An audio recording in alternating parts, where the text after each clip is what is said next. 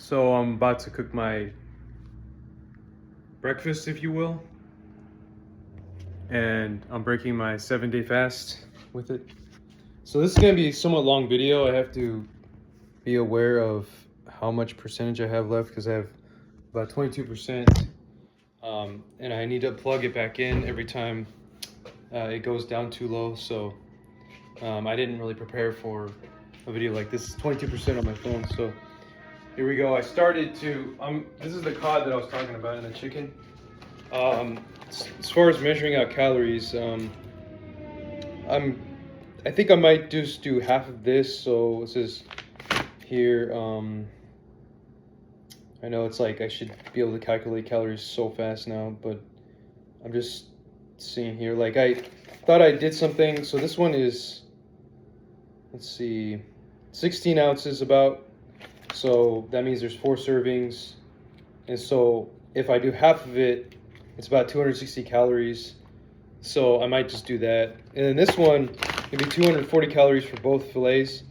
And so I'm going to cook both and assume I'm going to have both. And if you combine both, that's 53 grams of protein here.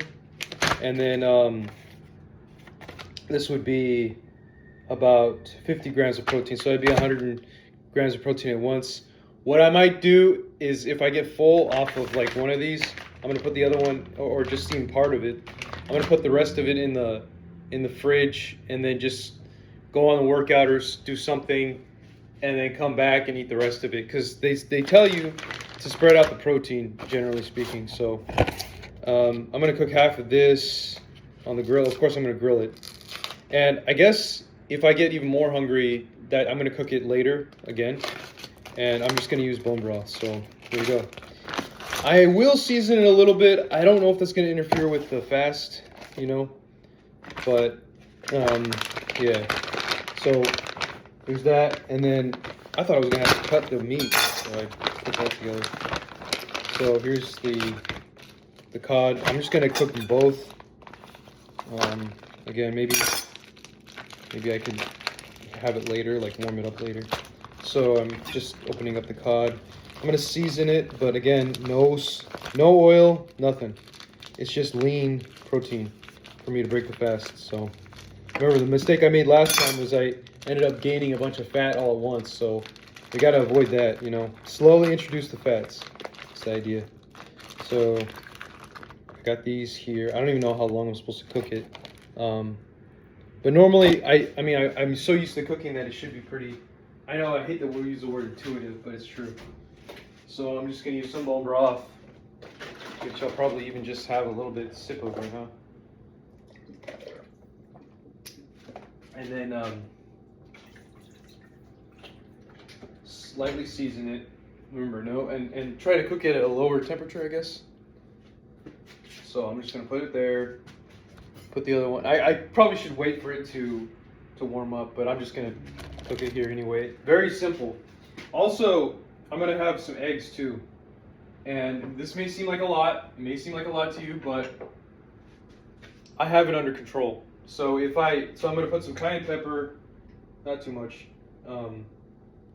I would like to use turmeric, but I think at this point, I'm not really looking for I'm actually kind of looking for the opposite of metabolism, because my ketones are just too crazy. So I think I might just avoid that for now. I don't know if there's any correlation or whatever. I don't know, it's just weird. But I'm putting some thyme in there, some black pepper,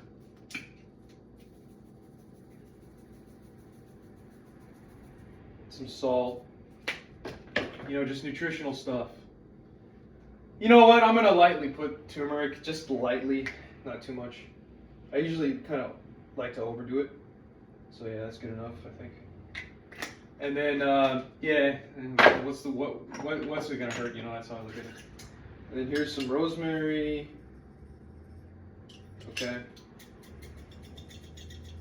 I like rosemary a lot, so. And it's good for your testosterone. Right now, my libido was like 0 for a while, and the rosemary is good for libido. So hopefully I'll get that nitric oxide going on again, or whatever to cause it to go up. Yeah.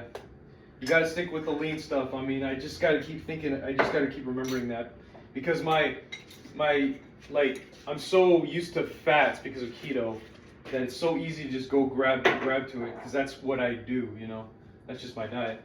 But I have to remember, I want to keep myself at a 12.5% body fat. That's what I want. So I don't want to grow again. So if this is a reminder for me to do that, that's what I got to do, you know? That's a good reminder, right? Don't worry, I still got a little bit of fat because, you know, it's just the way it is. I don't care. I don't care about having fat, to be honest. It doesn't bother me. I mean, obviously I could say that when I have visible abs at this point, but, you know, somewhat visible. Pretty visible, yeah. But, you know, it is what it is. But, yeah, anyway.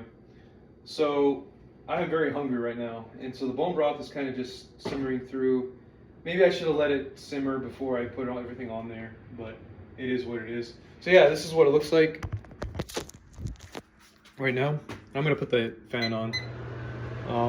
I got like one more hour of sleep, so hopefully that can fuel me for my workout afterwards. I'm gonna have to shave too. I feel like I let my beard grow too much, but yeah. Anyway, yeah, this is very lean meat. I'm not gonna have the steak yet, not for a while. Maybe not until like tomorrow, or 2 days from now probably. But yeah, and then we got. What else do we have here that we might want to use? I think that's berry, of course. Berry is actually tastes very good. Like I said, it's like it makes it seem like an Indian cuisine without all the carbs and stuff and extra bullshit. So I love putting this on it. And Indian food tastes pretty good for me. So yeah, not too much, you know, just kind of sprinkle it. Yeah, so I'm gonna wait until. So let's see. Again, I just put bone broth because the fat is just gonna overpower the fuck out of it. And then I'm gonna actually cover it with this lid. Again, I may not have it all at once, but I will show you me eating, because this is very important, very eventful. Think about it.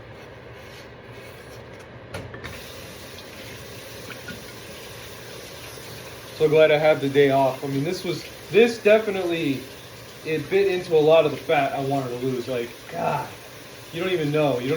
I'm not saying like I had a big problem with having fat or whatever, but now I probably at this point I could be considered lean by 99% of the people I see. It's like, I'm not saying their opinion matters, but to some extent it does. And I just be comfortable being lean, just saying I'm lean now, and that I can just go out and say I'm lean, you know.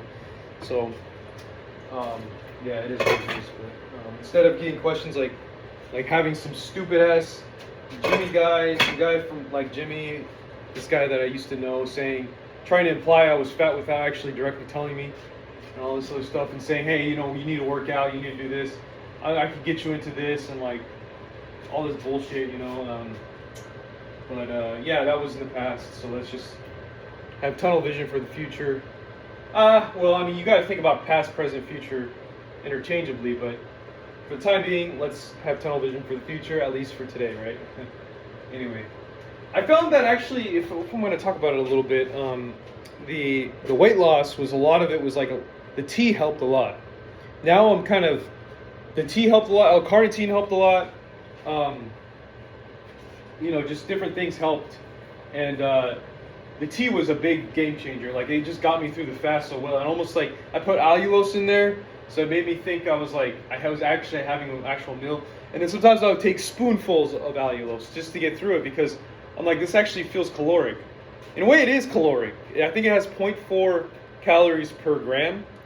It says 0 calorie on the front, but it's not. Like, in reality, it's not. Like, same thing with monk fruit. I was just having spoonfuls of that because it felt like I was having calories. And then every once in a while, not very often, I would take partial scoops of the FOS.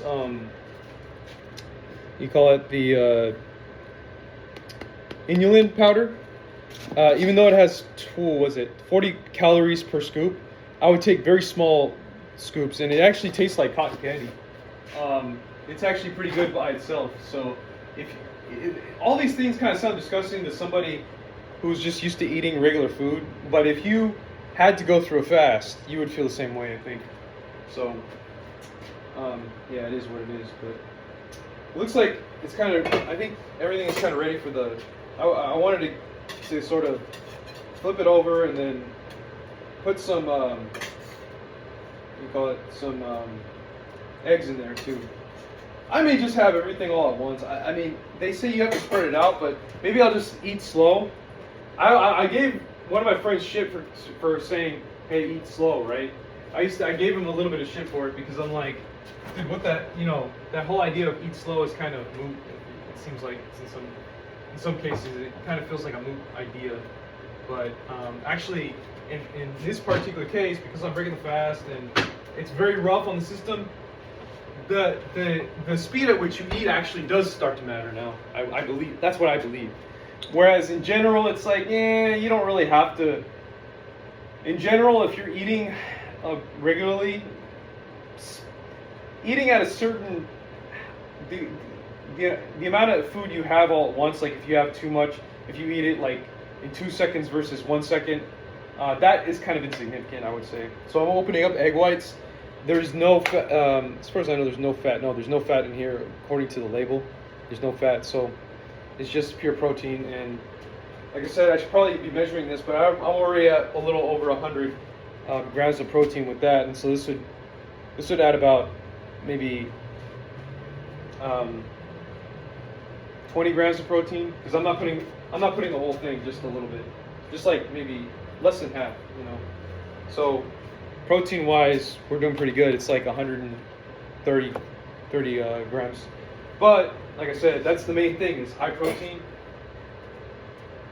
low fat. That's the idea.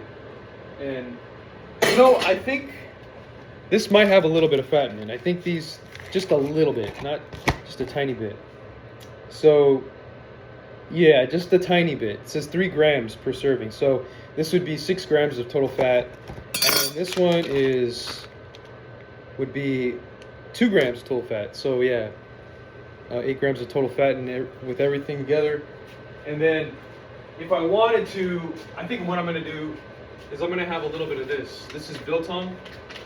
It's steak, so that's going to add another, it says 32 grams of protein, but I think I might have only half. So everything's going to add together is going to be 150 grams of protein, but I might be too full by that time. This is only 4 grams.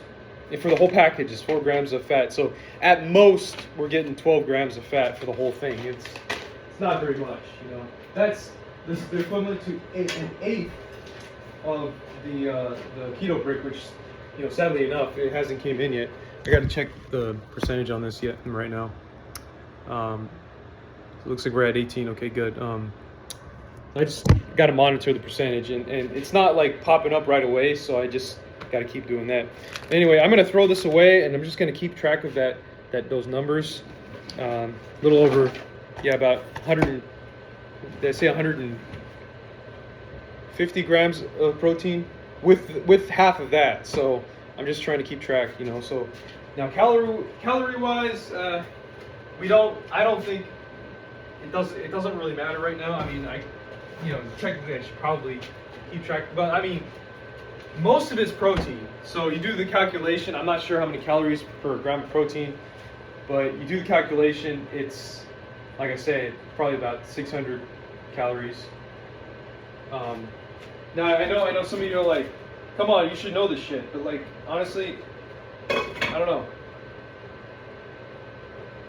Look it up. 150, 160 grams of protein. What is that in calories? I don't know. But calories doesn't matter because everything's isolated as protein pretty much right now.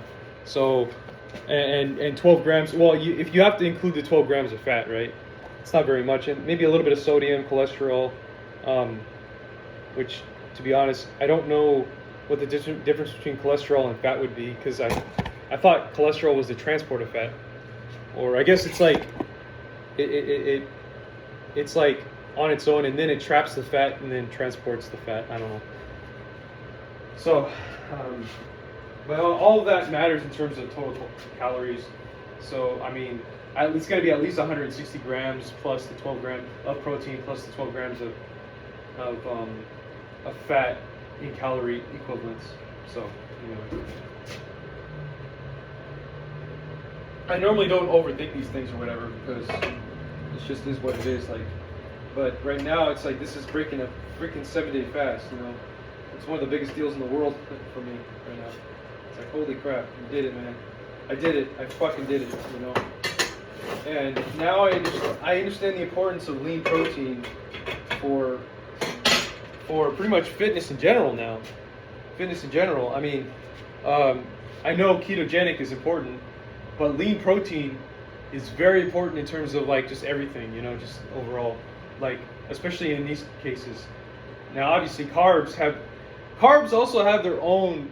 They play their own role. Like I would say that for your modern time, if you want to like be a modern healthy human being, you should try to carb cycle to some extent. I once I get to 10% body fat, I do really want to incorporate carbs again, but healthy carbs. You know, good starches, good honey and stuff like that. You know, I don't want to, but I know. But in my mind, see, I don't believe that it causes insulin resistance as long as. And you have to understand how the different carbs affect you too.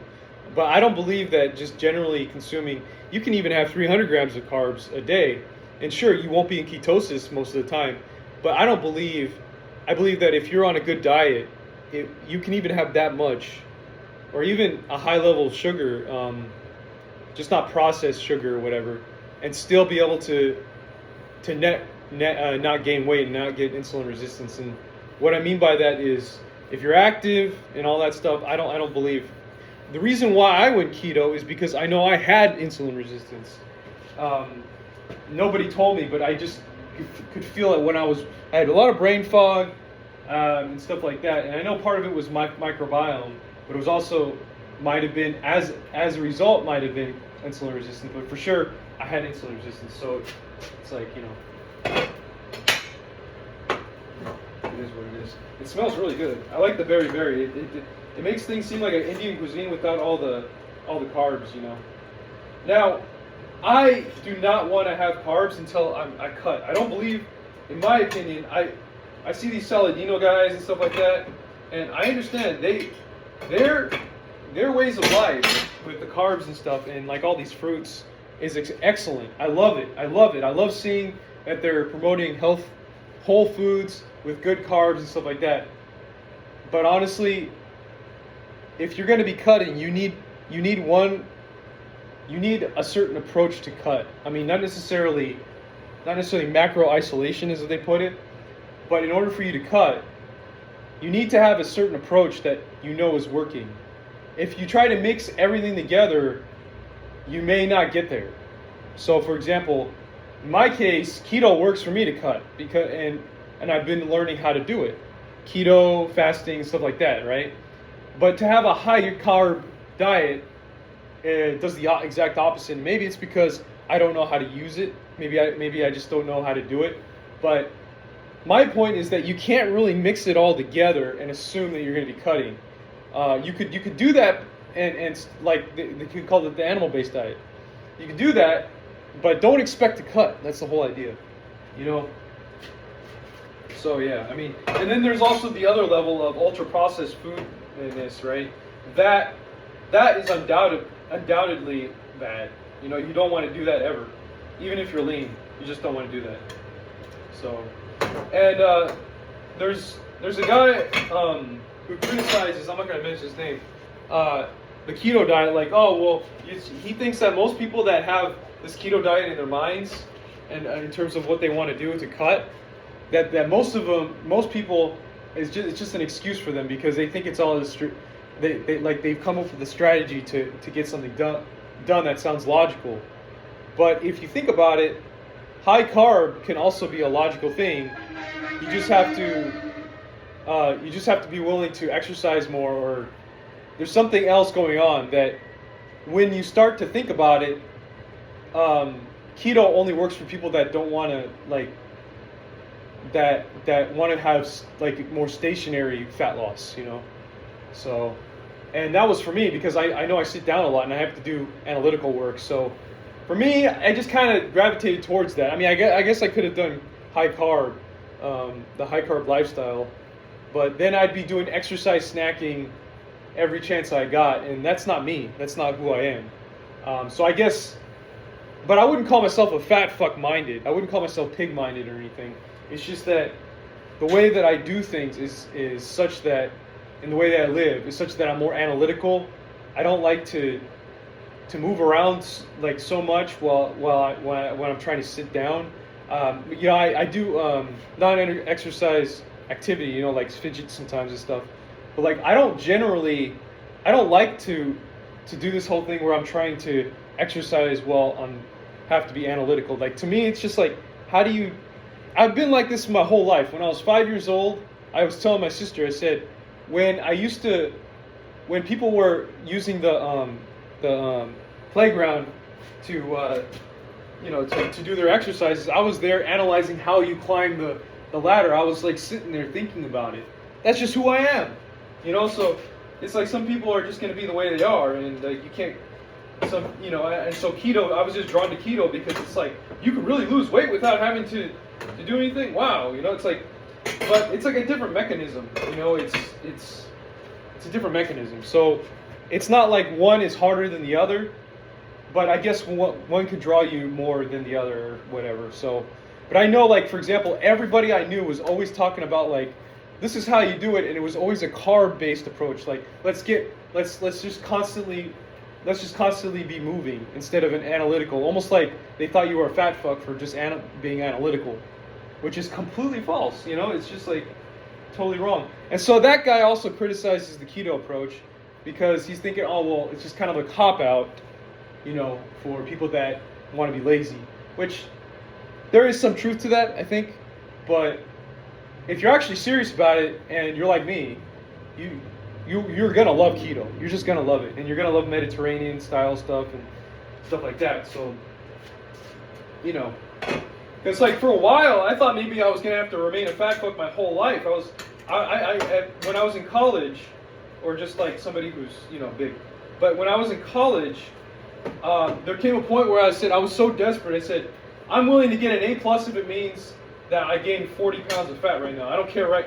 Like in this computer science class, I'm so committed to doing well in my classes. I'm willing to become obese just for me to get straight A's. And I was so committed to that. And I swore to it. That was 2013. I was 21 years old. Or even, I think it was 9. No, I was 20 years old. 20.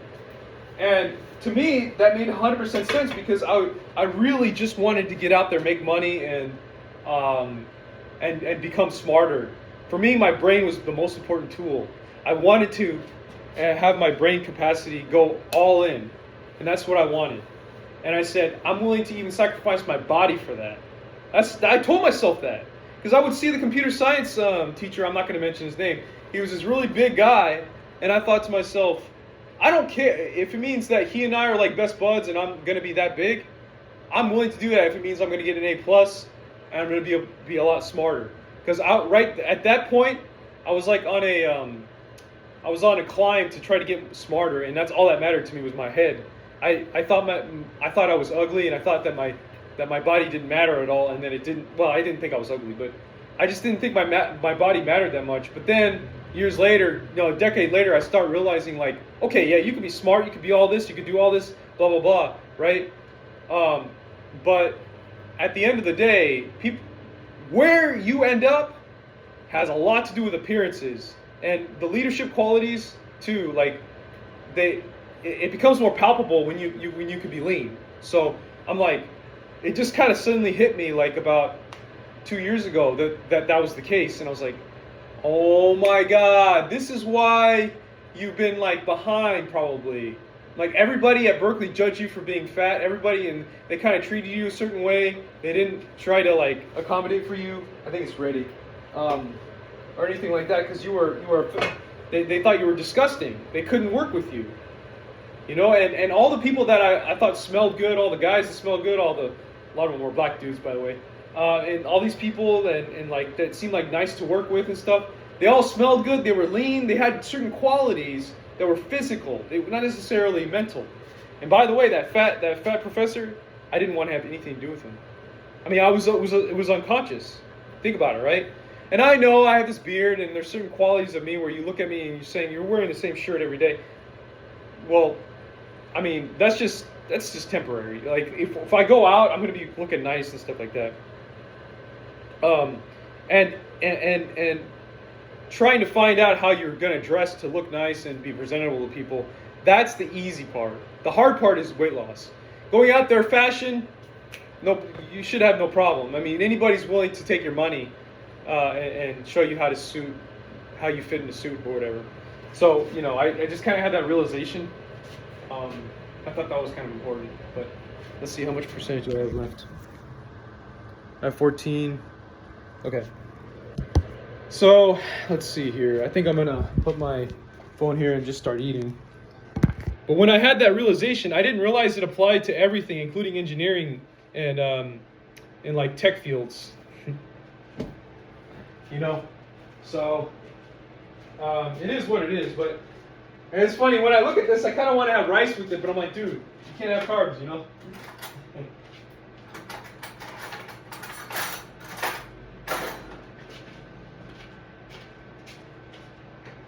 Anyway,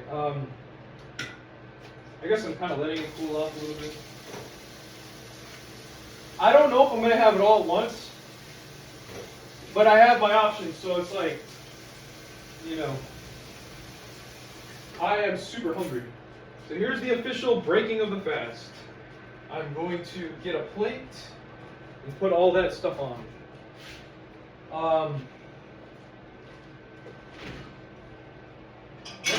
Okay. I don't think it's just nice to have different options. I don't think I'm gonna have the whole thing, but yeah, I'm putting it on the plate. So I think that I have to check if the chicken's done, because the chicken takes a while to cook. Oh shit! I don't think the chicken's done. I'm gonna put the chicken back on, and then I'll plug this in. I think the fillets are done.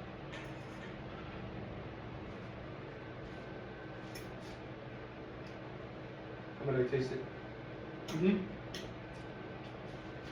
The fillet is done. I'm not.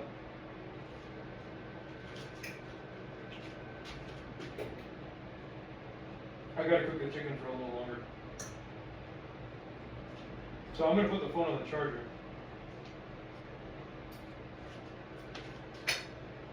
Oh, that tastes good.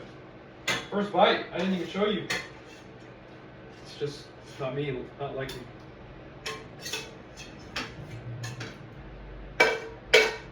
And we cooked with chicken broth.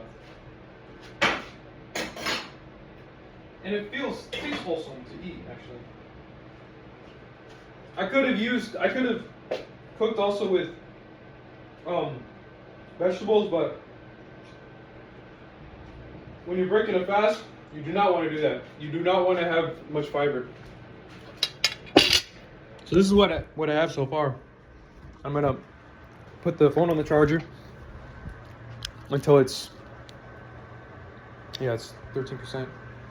Sorry, you're gonna have to look at the roof or the ceiling for a little bit until the chicken is done, because it didn't cook long enough. Doing it on somewhat high heat. So.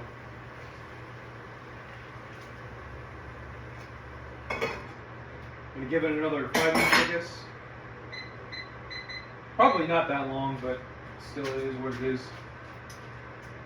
But yeah, this fast that caused me to go to 12.5% body fat has really got me to think about different things, and like kind of shaped the way I handle things. Like now I'm probably gonna have more yerba mate, more teas throughout the day, and in a way it's weird because I'm looking at myself like, dude, you kind of look like Thomas DeLauer now. And it's just kind of funny. And you know, it's interesting because unlike Thomas DeLauer, I know Thomas DeLauer is a cool guy. I understand that. But oh, by the way, I'm just gonna show you the biltong. It looks pretty good. But he's more like, I don't really care about becoming a nutritionist influencer. I don't give a fuck. I really don't. I just want to be lean because that's how I identify with myself. Here's what the biltong looks like. It's just basically like beef jerky. But I'm not gonna have it right now. I'm just gonna show you. And there's 32 grams, so maybe I'm gonna have half of that. But I'm waiting for this to cook. But yeah, I could care less, to be honest, about becoming a nutritionist influencer. I just want to be lean and go along with my engineering life. That's it. And I know some people will be like, well, they should be diametrically opposite. No, I disagree. I think you could be lean and an engineer at the same time now. See, at first I thought you couldn't. I thought that the carb lifestyle was the only way. I didn't understand how the macros worked and stuff, I didn't understand how that there were supplements you could take that literally cause fat loss, like from cells, like L-carnitine and stuff like that. Like I thought, oh, you had to take this diet pill or something, and somehow you got to wait it out for at least a week, and then you start leaning out a little bit. And I was like, well, I used to think everything was kind of a scam, and I didn't understand what truly caused weight loss. I didn't understand what the mechanisms were. And like I would look at my dad, he would lose weight, and I'd be like, okay, well, he's probably doing some stuff right. But even my dad was carb based. Like he was like all about exercise, snacking, and just kind of going out there. And I don't think he even knew, because this is all kind of new stuff anyway. People were all learning about it together, sort of, in a way. So I guess in a way, if it wasn't for the time, I would have assumed you had to be carb based,